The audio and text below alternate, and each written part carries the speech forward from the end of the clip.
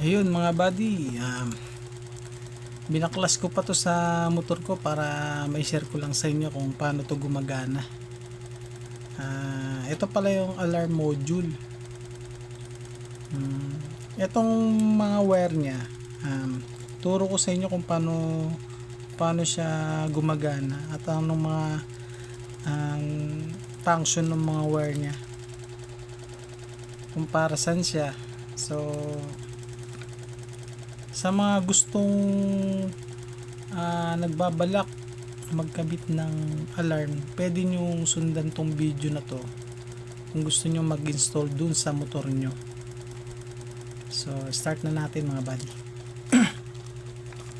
Ito buddy, ang wire na ito meron siyang 1, 2, 3, 4, 5, 6, 7, 8, 9, 10, 11 wire. So sa unang wire niya may dalawang gray. Yung gray na to sa speaker to buddy. Sa speaker yan buddy. So yan, may sakit. Yan, makita nyo mamaya na gumagana siya. Susubukan natin patulugin to. Kaso ang problema ko nga lang, anong oras na? 3:41 pa lang ng umaga. So marami pang tulog nito ng kapitbahay. So ito na mga buddy, yung unang dalawang wire, yun yung sa speaker natin. Ito. Tapos sunod natin na wire, etong red. Itong red, kapag sinuplayan nyo siya ng battery, yan, mag-start ng gumana yung module nyo. Ito yung supply nya. So ang nilalagay dito, lagyan nyo siya ng fuse at saka switch para anytime na hindi nyo siya gagamitin, i-off nyo lang dun. Kasi itong module na to, kahit naka-off yung ignition switch nyo, kahit hindi nyo ginagamit yung alarm nyo, itong alarm natin, kasi ito pag dinaretso mo sa battery to, kumakain pa rin siya ng kuryente, ng DC current sa battery. Kaya minsan kung ang motor nyo di nyo na pa andar ng 2 to 3 days, pwedeng madrain yung battery nyo kahit hindi siya gumagana. Kasi kahit hindi siya yung alarm niya, kahit hindi nag-trigger, pwedeng madrain ng battery nyo. Kasi ito kumakain to ng current DC kahit nakapatay yung alarm nyo. So advice ko sa inyo, lagyan nyo siya dito ng fuse kung sakaling magkaroon ng short circuit. Tapos lagyan nyo na rin siya ng switch dito, fuse dito, switch naman dito, tapos diretso battery. Ito diretso sa battery to, positive ng battery. So lagyan ng switch para i-off nyo lang kung hindi nyo siya gagamitin. Ayan. Ang sunod nating wire mga buddy, itong black, ito yung nagsisilbing ground. So pakikita ko sa inyo, once na na-connect na natin to sa positive, tapos ito nailagay na natin to sa negative o ground ng battery, gumagana na po siya. So pakita ko sa inyo yung ito, may supply ako rito 12 volts battery. Pakita ko sa inyo na gumagana na siya. Kapag nasupplyan na tong positive, supplyan natin ito ng positive. Yan. Tapos ito namang isa, supplyan natin ito ng negative. So ayan. Nasaan na yung alarm ko? Susi.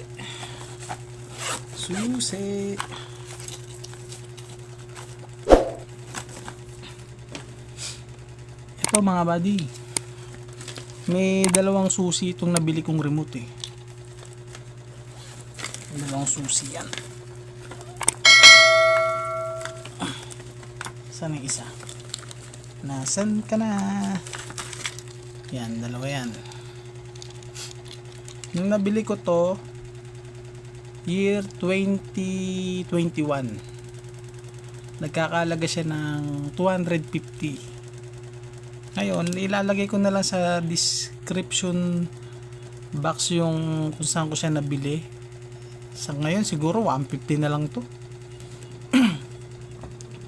Ayun mga buddy, kasi try natin na kung gumagana na siya. Takpan ko pala to kasi maingay ito buddy.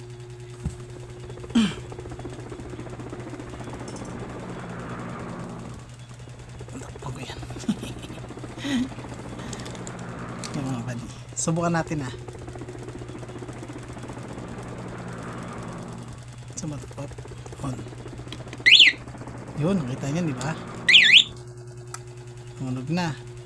So etong para mas makita nyo. Ito pag in-alarm mo siya, magti-trigger na yung alarm niya. Ayan. Kita nyo, narinig nyo. So off natin kasi maingay.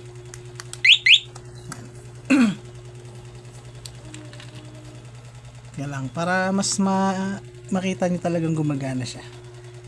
Natin ang ilaw.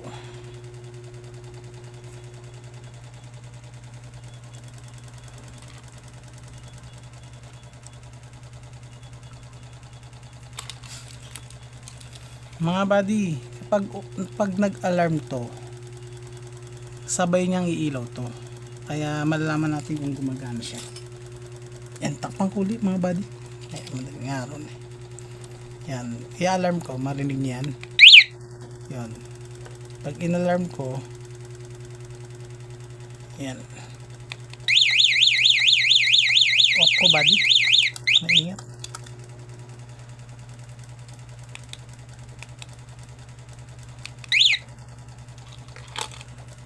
Yan, ba't hindi gumagana?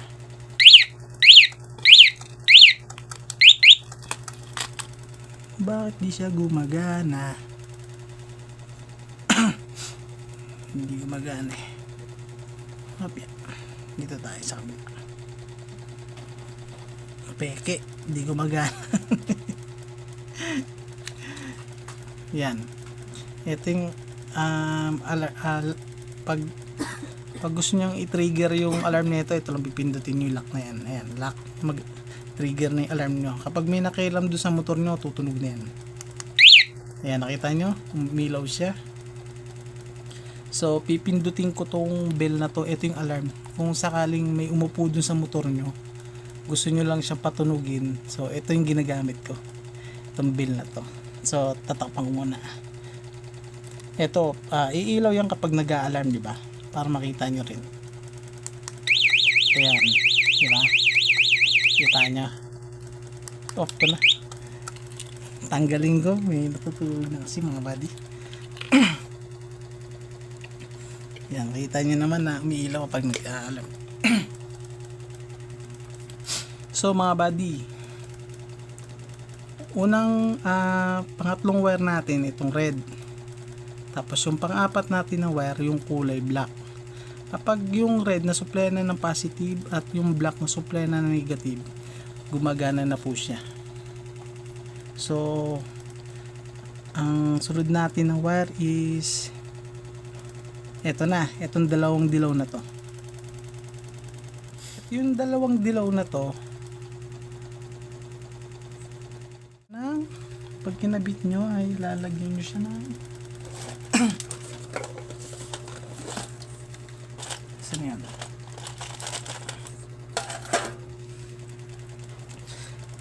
Yan.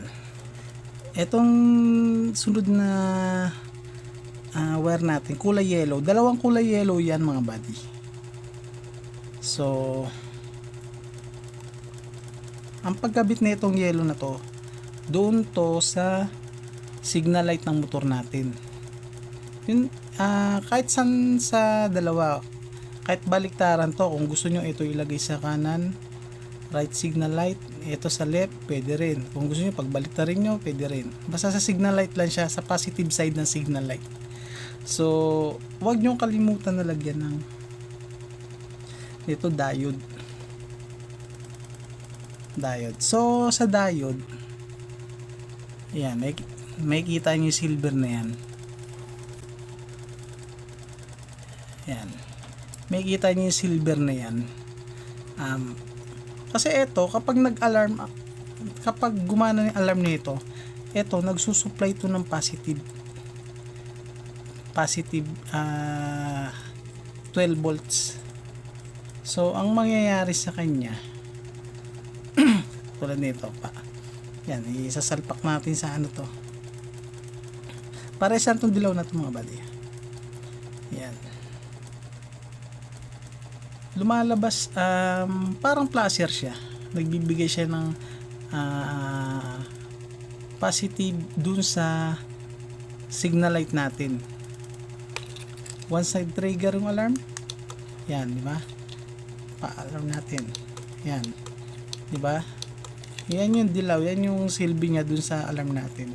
Kapag nag-alarm yung module, magbibigay siya ng positive trigger, parang flasher na rin siya. Yan ang purpose niyan, dalawang dilaw na yan.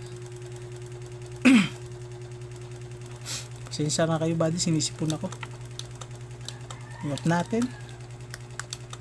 So ayan, etong dalawang dilaw na to sa signal light to ay malinaw yan. Eto namang orange wire na to.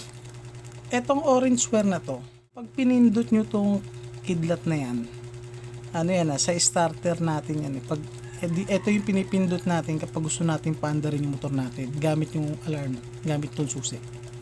Yan. Kapag pinindot nyo yan, etong orange wire na to, ito yung nakalagay, nakadirekta to doon sa may accessory wire ng motor natin. So, ano ba yung accessory wire? So, yung accessory wire, yung battery na linya niya, kulay red, pagpasok sa ignition coil, dapat alam nyo rin yung accessory wire, kung anong kulay yung accessory wire ng motor nyo. So, sa akin, Rusi yung motor ko Ang Rusi kasi parehas lang ng Honda yan. Yung Honda is kulay black. So sa akin, yung wire galing ng battery, kulay red, pagpasok ng ignition switch, ang labas niya dun sa pangalawang wire na kulay black. Yun ang main accessory wire ng motor ko. So, etong wire na to, etong orange wire, nakarekta to doon sa may accessory wire ko na color black. So, malinaw yan mga buddy, accessory wire to. Tapos, pag pinindot mo tong kidlat na to, naka-off yung susian natin, di ba? Yung motor natin naka-off. So, walang kuryente pumapasok sa dashboard nyo. Kaya, walang power yung motor nyo kasi naka-off yung susian nyo, di ba? So, kapag ito pinindot yung kidlat na to, gagana tong alarm nyo. Ngayon, ito, magbibigay ito ng supply. Iba-bypass niya na yung susian nyo. Siya na yung magbibigay ng supply dun sa accessory wire nyo. Malinaw? So, ito, pag inon nyo tong kidlat, pinindot nyo to dalawang beses 1, 2. Yan. Etong linya na to, maglalabas to ng 12 volts. Yun na yung magiging supply ng accessory wire nyo. So, check natin kung 12 volts ba yung lumalabas dyan. Kahit yung bulb na lang, para makita nyo na may supply siya na power, DC current. Bypass niya na yung susian nyo. Kaya pag in-start nyo ng susian, aandar na yung motor nyo. So ito na, start natin 1, 2. Diba? Nagkaroon ng power yung linya. So diretso sa accessory wire. So yung dashboard nyo magkakailaw yan. Yun na, may supply na ng DC current, 12 volts din yan kasi. yung galing sa battery, ayan, papunta rin siya dito kapag start ko dito sa start motor. So okay na, off ko, off natin yung accessory wire, okay na. Kita nyo na supply siya ng 12 volts pag in-start sa susian nyo, susian. So ito naman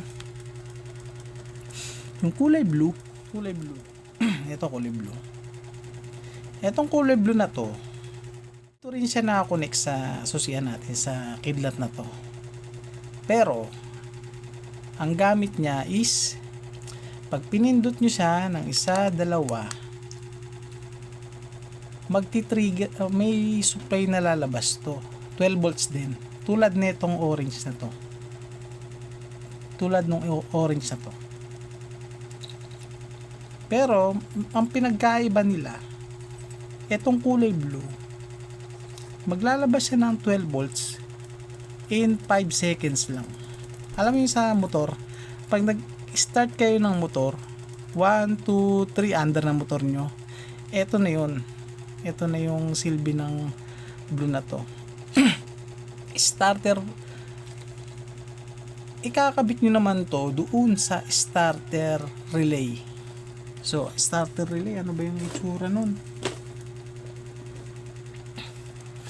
Ito yung starter relay ko, gantong yung sa amin. So wag dun sa susian mga buddy, i-rect, hanapin nyo yung ganito nyo. Ito yung starter relay ng motor natin. So itong kulay green sa ground to, itong green sa ground to, tapos ito naman blue, ito naman blue, dito yan na-connect sa yellow. Ang kulay pala ng sa Honda kasi ito ang kulay pala ng starter relay natin, yellow na may stripe, yellow na may stripe na red, yan ang kulay. So ire-recta nyo siya dito, yan mga buddy. So pag pinindot nyo tong susian, etong kulay blue na to, magbibigay ito ng supply na 12 volts din. So check natin kung 12, kung magbibigay nga ng current to, DC current.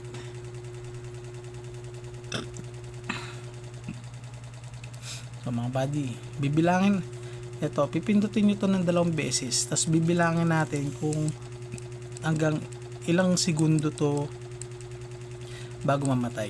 Sige, 1, 2, 3, 1, 2, 1, 2, 3 lang, 3 seconds lang siya buddy. So parang nag-start motor lang din kayo, within 3 seconds diba ma-under na yung motor natin. Ito yung blue, ito yung blue na yun. So saan ba nakalagay yan? Sa starter relay. Itong starter relay na kasi na to itong starter relay na to, etong isang side na connect yan doon sa battery. Kung nakikita nyo yung battery nyo na mayroong makapal na wire na kulay red, eto yun sa battery. Eto naman papunta to doon sa starter motor. Kapag etong positive, etong ground na supplyan, etong kulay green na to na supplyan ng ground, tapos itong yellow na may stripe na red na supplyan ng positive.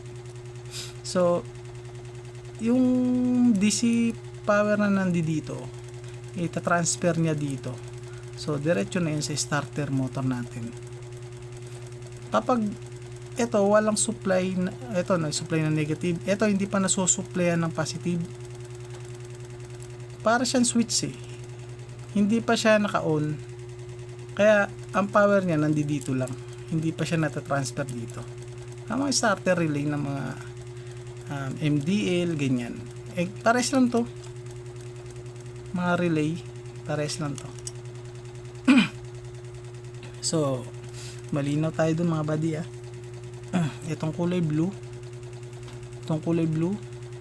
dun to sa starter relay. Hanapin nyo yung gantong starter relay, tapos matik na kagad dyan kung ano yung ground. Ito green sa aming ground sa Honda. So itong yellow na stripe na red, dyan yung lalagay nyo positive, kasi ito ang sinusupply ng positive eh. So itong kulay blue na to, dito siya kinakabit, starter relay. So naano ko na ba lahat? Ito itong kulay pink sa mga body, pares lang to. Kulay gray, pares lang to. Kung DC tama ba? Kung AC CDI ang gamit nyo, kahit eto na lang gray ang ikabit nyo, kahit etong na lang ang ikabit sa kill switch. So ano ba kill switch ng yung kill switch ng AC? Sa amin kasi sa Honda, ang kill switch namin black na may stripe na red, black na may stripe na white. Yun ang kill switch namin. So yung wire na yun, itong wire na to, kinakabit nyo lang dun sa black na may stripe na white. So bakit ko nasabi yun sa AC? Yun lang, kasi iba kasi kinakat pa nila yung wire na yun, yung AC, saka kinakat nila yung linya na yun, yung AC na yun, etong pink dun sa kabila, kasi etong kulay gray dun sa kabilang pinagputulan. So yun ang purpose ko nito siguro is tama, kasi ito ang lumalabas sa supply dito ground negative. Tingnan natin kung negative ba yan.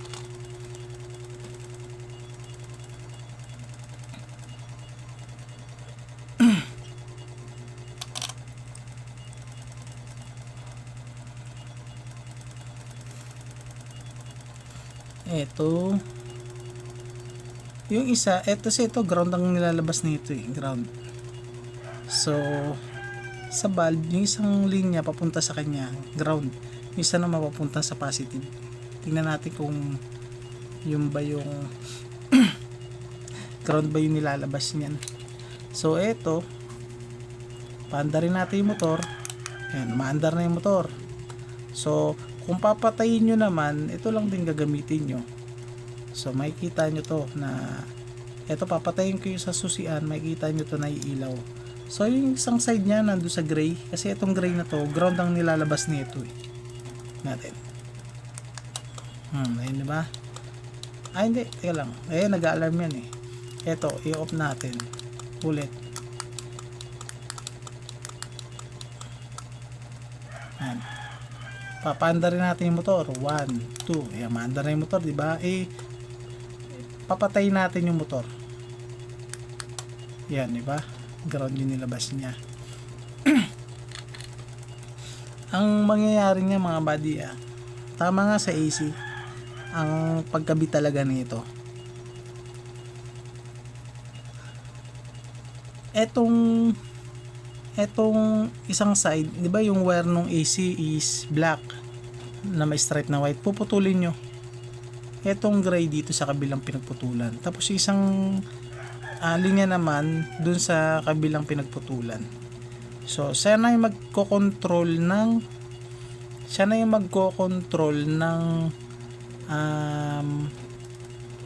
kill switch ng motor nyo para magamit itong off na to, para pag in-off nyo rito sa susian, kahit i-on nya dun sa ignition switch nyo, hindi nga mapapaandar yung motor nyo. Yan, tama. Ito nga pala yung so sa akin kasi DC DC CDI gamit ko, so gagawan ko na lang siya ng paraan kung paano ko magagamit na maging kill switch tong dalawang to. Sige, sa pagkabit ko, bibideo ko na lang, i-share ko na lang sa inyo. So, yan mga buddy. So, recap tayo. Medyo tulog na yung mga tao rito. So, ulitin natin ha. Yan.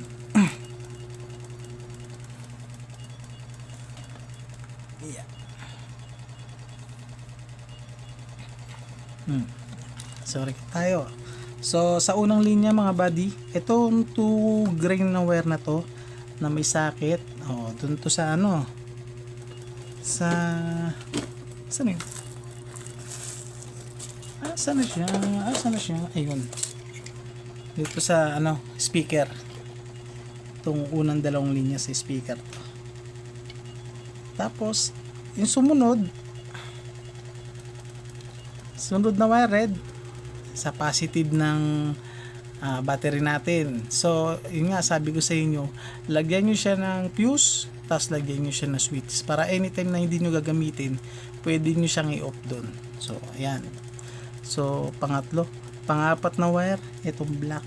Yung black na to, ito yung ground ng module natin. Kaya hindi to gagana kapag di nyo na-supply ng ground to. So, yung ground nito, diretso sa ground ng battery, negative side ng battery. Okay. Pangatlong wire is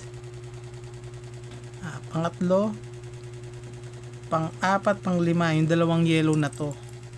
So, yung nga, sabi ko nga sa inyo, lagyan nyo ng diode. Ito, diode. Yan. Lagyan, yung dalawang wire na to lagyan nyo ng diode. Kasi alam nyo bakit nilagyan ko siya ng diode. Kasi, minsan kapag nagsignal kayo, signal sa right, hazard na siya, nag-hazard. Hindi ko alam kung bakit kasi yung kinabit ko siya ganun nang wala siyang diode. So ngayon nilagyan ko siya ng diode. Siguro nga dahil nakakonect sa isang module tong dalawang wire. So pag kinabit mo sa magkabila, signal left, signal right, siguro may napapasukan siya ng positive, kaya ganun. So ang ginawa ko, yung diode. So diode, yung wire galing module. So ito na yung diode. Yan ang pagkabit ko. So nakikita nyo yung stripe na yan. Yan, ang kuryente niyan palabas. Ganun. Ang kuryente niyan pag ganun, palabas. So yung pabalik, kung mapasukan man ng positive dito sa side na to, babalik siya dito. So ibablock na nitong diode na to. Etong may stripe na silver, yan yung sa taas Parang siya yung pinakagit yung silver. So ang input niyan dito sa likod. Tapos output niya dito sa kabila. Ngayon, kung mapasukan man to ng positive, hindi na siya makakalagpas dahil may barrier na dito. Hindi na siya makapasok. So ganun. Dalawang diode ginamit ko diyan, buddy. Yan. So, anong wire naman? Ito. Kulay, saan ba? Kulay orange tayo. So, kulay orange, sa ano to? Sa accessory wire. Kapag ginamit nyo ang module para pa-andarin ng motor, kahit naka-switch off ang ignition switch nyo, siya na yung magbabypass ng positive supply papunta dun sa accessory wire nyo. Okay, ito naman kulay blue, itong kulay blue. So yun nga, diba sabi ko sa inyo na ang blue na to, ito yung magiging sa starter relay, siya na yung magsusupply dun sa, parang nag-push start ka sa motor. Ito na yun. Magbibigay siya ng positive supply na nagtatagal lang ng 3 segundo. Yun. Saan kinakabit tong blue na to? Kinakabit to dun sa starter relay. Okay mga buddy. So etong kill switch.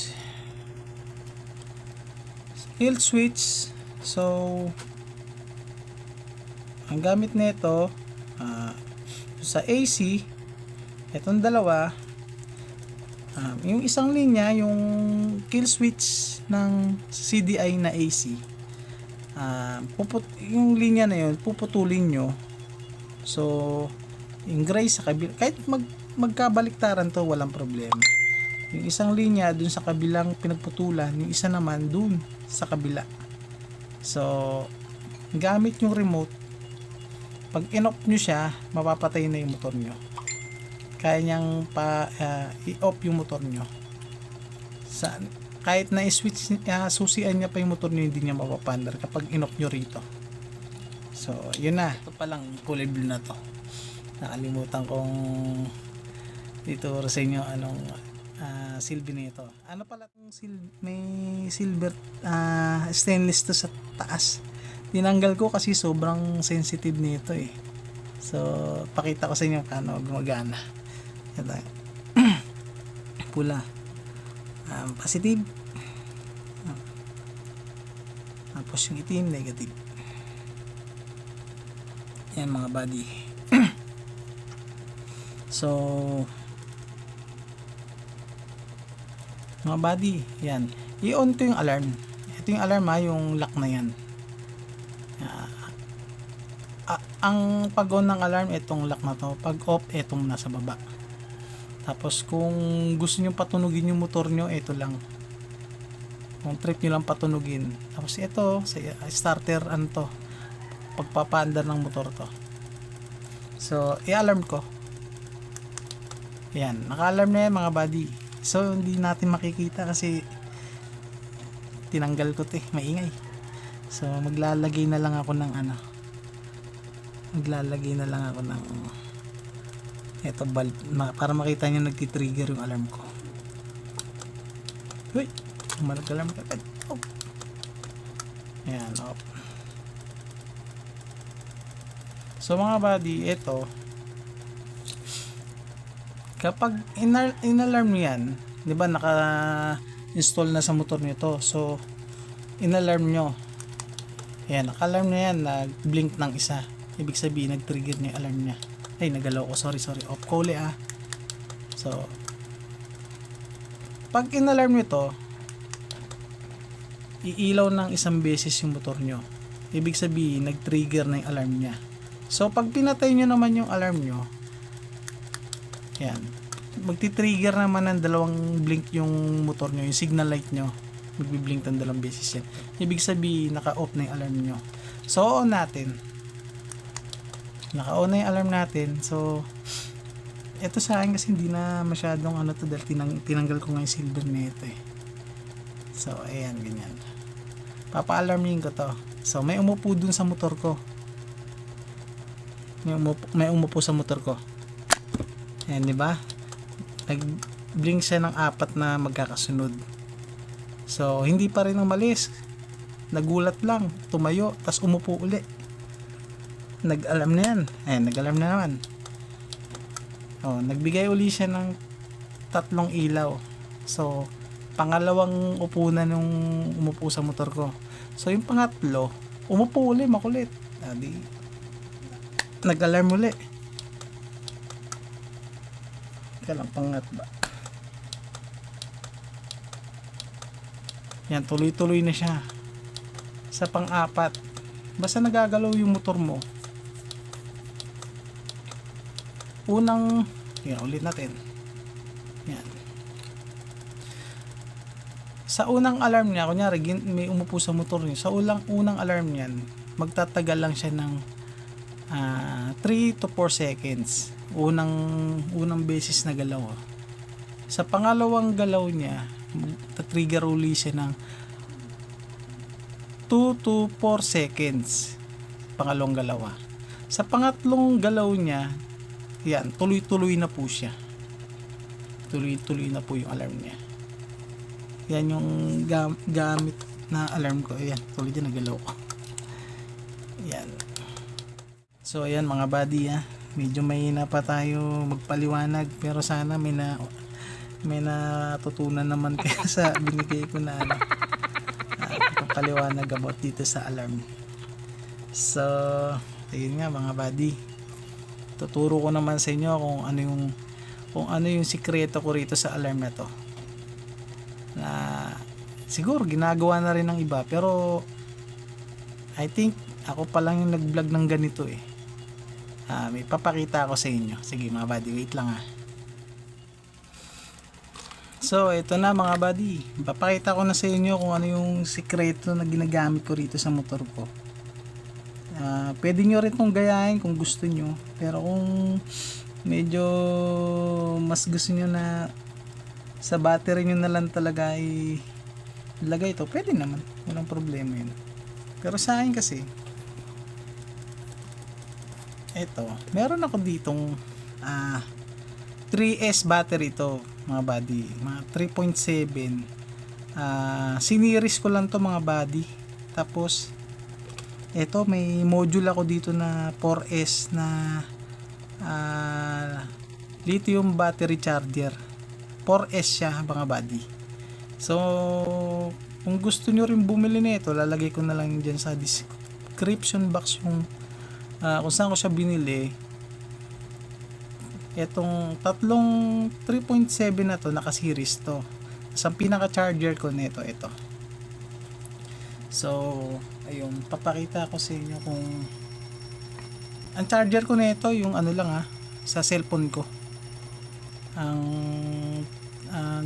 input naman nito 5 volts, so 6 volts yata yung ano ng charger ko. 30 watts yun eh.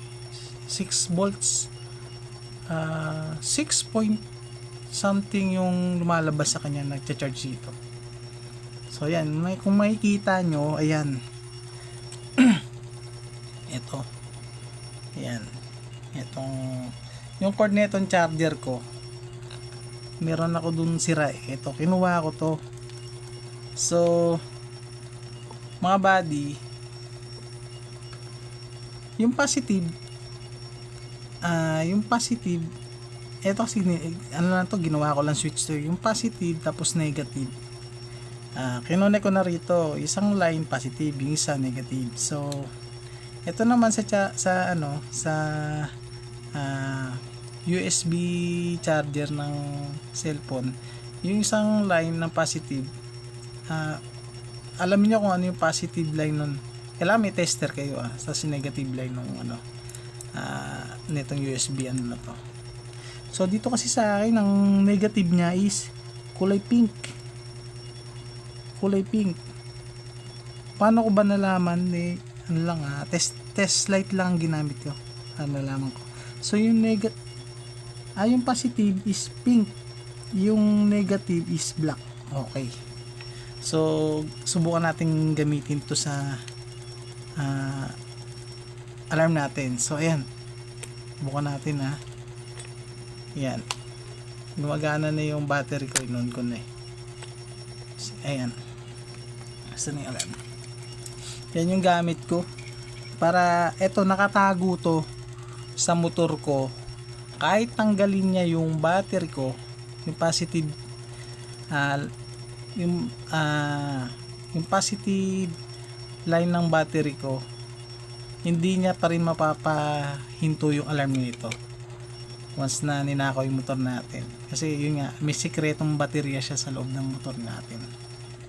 So ito, subukan natin. Sorry po, inuubo ako mga buddy, dami kasi. Kakagaling lang natin sa biyahe, bumili tayo ng Joyride, Joy. Yan, so ayan mga buddy. So sinuplehan ko na ng positive tong side nung alarm natin. Tapos itong side nung ground natin, negative, sinuplehan ko na rin. So testing natin. Ganun uli. Takpan uli natin. Maingay ito eh. So ayan, trigger natin yung alarm. Ayan, nag-trigger na yung alarm. So kapag may gumalaw ng motor natin, ito yung kailangan medyo matunog eh. Ayan, ingay, di ba? So patunugin ko na lang para ano. Yan. Ganyan kaingay yan, tinakpan ko pa yan ha. Yan, ganyan kaingay yan. Ayan. Natin. Yan. Kung gusto nyo gayahin tong ginawa ko, so tatlong 3.7 na lithium battery at isang module na 3S charger to eh. Ang ginawa ko dito sa battery, siniris ko lang po sila. Tapos yung main positive ng battery at negative line ng battery, nilagay ko na sa ano, sa dito sa ginawa kong switch. Yan. So siya na yung naging supply ng alarm ko. Yan mga buddy. Diba? Astig teknolohiya. Kaya buddy, papakita ko sa inyo actual kung paano ko i-install sa motor ko to, para at least may idea kayo. Doon lalo na doon sa mga naka player 125, Rusi Gala, yan, Rusi Passion, ano pa ba? Yun, mga motor na ganun. Kasi ganun lang yung pwede kong makabitan ng motor dito. Yun lang yung available na ano na motor eh. So okay mga buddy. Okay.